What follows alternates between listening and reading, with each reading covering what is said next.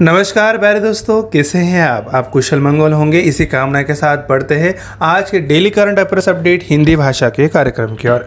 आज के इस कार्यक्रम में मैं आरजे उद्धव आप सभी का तहे दिल से स्वागत करता हूं। आज की पहली अपडेट है नियुक्ति के बारे में। Anup Bagchi ICICI Prudential life के एमडी और सीईओ नामित हुए। जीवन बीमा company ICICI Prudential life insurance ने अनूप बागची को 5 साल के लिए एमडी और सीईओ के रूप में नामित किया है, जो 19 जून 2023 से प्रभावी होगा। वह एनएस कन्नन की जगह लेंगे, जो 18 जून 2023 को अपने नियुक्ति का कार्यकाल पूरा होने पर कंपनी की सेवाओं से सेवानिवृत्त होंगे। अनूप बागची वर्तमान में आईसीआईसीआई बैंक के कार्यकारी निदेशक और कंपनी के गैर कार्यकारी निदेशक है और एक निर्बाध संक्रमण सुनिश्चित करने के लिए बागची को 1 मई 2023 से कार्यकारी निदेशक और मुख्य परिचालन अधिकारी नियुक्त किया गया है। अगली अपडेट है रैंक और रिपोर्ट के बारे में। रणवीर सिंह को भारत का सबसे मूल्यवान सेलिब्रिटी चुना गया। अभिनेता रणवीर सिंह ने क्रिकेटर विराट कोहली को पीछे छोड़ते हुए 181.7 मिलियन डॉलर यानी 1500 करोड़ रुपए की ब्रांड वैल्यू के साथ 2022 के सबसे मूल्यवान सेलिब्रिटी बन गए हैं। बिजनेस टुडे द्वारा उद्धृत celebrity brand valuation report 2022 beyond the main stream शीर्षक वाली रिपोर्ट के अनुसार कोहली 176.9 मिलियन डॉलर यानी 1400 करोड़ रुपए की ब्रांड वैल्यू के साथ दूसरे स्थान पर है। लगातार फ्लॉप फिल्मों के साथ अपने करियर में भी बुरे दौर से गुजर रहे अभिनेता अक्षय कुमार 153.6 मिलियन डॉलर यानी 1200 करोड़ रुपए की ब्रांड वैल्यू के साथ तीसरे स्थान पर है। अगली अपडेट की ओर। ये अपडेट है जापान के पीएम किशिदा ने पीएम मोदी को G7 हिरोशिमा शिखर सम्मेलन के लिए आमंत्रित किया। जापान के प्रधानमंत्री फूमियो किशिदा ने दिल्ली के हैदराबाद हाउस में प्रतिनिधिमंडल स्तर की वार्ता के बाद प्रधानमंत्री नरेंद्र मोदी को G7 शिखर सम्मेलन के लिए औपचारिक रूप से आमंत्रित किया है। पीएम मोदी ने कहा कि पीएम किशिदा की यात्रा भारत और जापान के बीच आपसी सहयोग की गति को बनाए रखने में मददगार होगी। उन्होंने संबंधित देशों द्वारा 2 महत्वपूर्ण शिखर सम्मेलनों G20 और G7 का नेतृत्व करने के महत्व को इंगित किया है।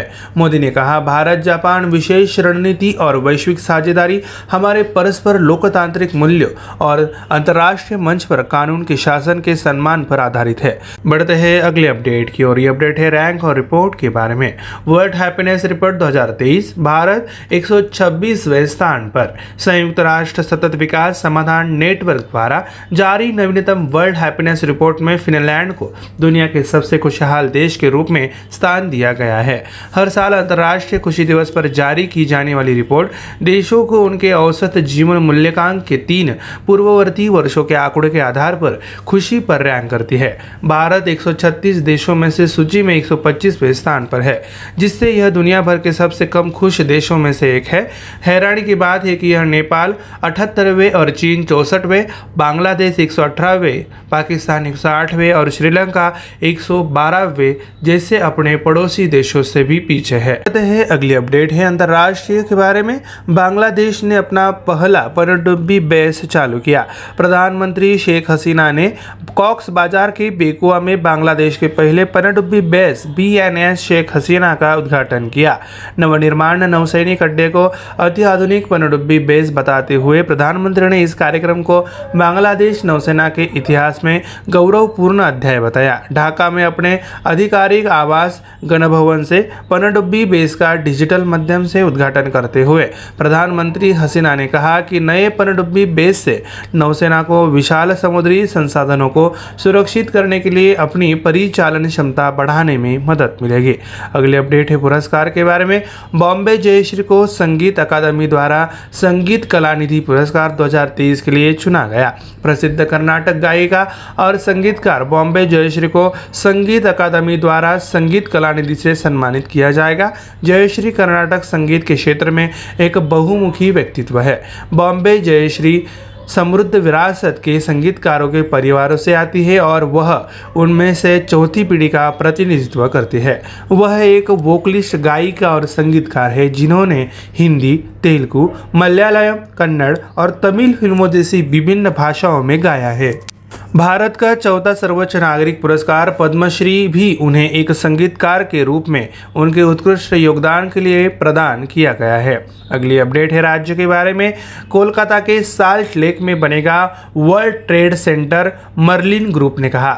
वर्ल्ड ट्रेड सेंटर एसोसिएशन ने कोलकाता में 35 लाख वर्ग फुट वर्ल्ड ट्रेड सेंटर विकसित करने के लिए मर्लिन समूह के साथ एक समझौता किया है। पूर्वी भारत में पहला निर्माणाधीन वर्ल्ड ट्रेड सेंटर पश्चिम बंगाल के साल्ट लेक के नवदिगांता इंडस्ट्रियल टाउनशिप अथॉरिटी क्षेत्र में 1500 करोड़ रुपए के निवेश के साथ आएगा। भारत WTCA के वैश्विक नेटवर्क में सबसे तेजी से बढ़ते क्षेत्रों में से एक रहा है, जिसमें मुंबई प्रारंभिक WTC संचालनों में से पहला है। बेंगलोर, चेन्नई, नई दिल्ली, नोएडा, पुणे में भी WTC है। अगली अपडेट है विज्ञान के बारे में। उत्तराखंड में एशिया के सबसे बड़े 4 मीटर लिक्विड मिरर टेलीस्कोप का उद्घाटन किया गया। भारत के लिए एक और वैज्ञानिक उपलब्धि में उत्तराखंड के देवस्थल में एशिया के सबसे बड़े 4 metre international liquid mirror telescope का उद्घाटन किया गया। यह टेलीस्कोप नैनीताल जिले में विज्ञान एवं प्रौद्योगिकी विभाग के तहत एक स्वायत्त संस्थान Aryabhatta research institute of observational science के देवस्थल वेधशाला परिसर में 2450 मीटर की ऊंचाई पर स्थित है। केंद्रीय विज्ञान एवं प्रौद्योगिकी और अंतरिक्ष मंत्री जितेंद्र सिंह ने इस टेलीस्कोप का उद्घाटन किया। अगली अपडेट है नियुक्ति के बारे में।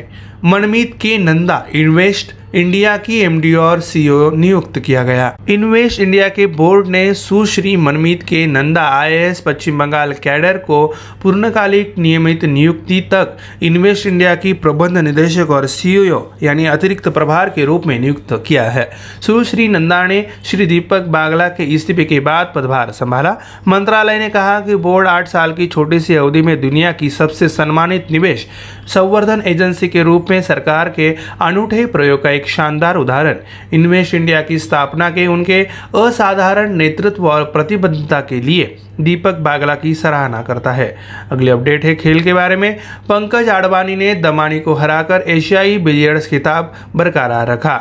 स्टार भारतीय क्यूइस्ट पंकज आडवाणी जो 25 बार के international billiards and snooker federation विश्व चैंपियनशिप है, उन्होंने दोहा में फाइनल में हमवतन ब्रजेश दमानी को 5-1 से हराकर अपना एशियाई बिलियर्ड्स खिताब बरकरार रखा।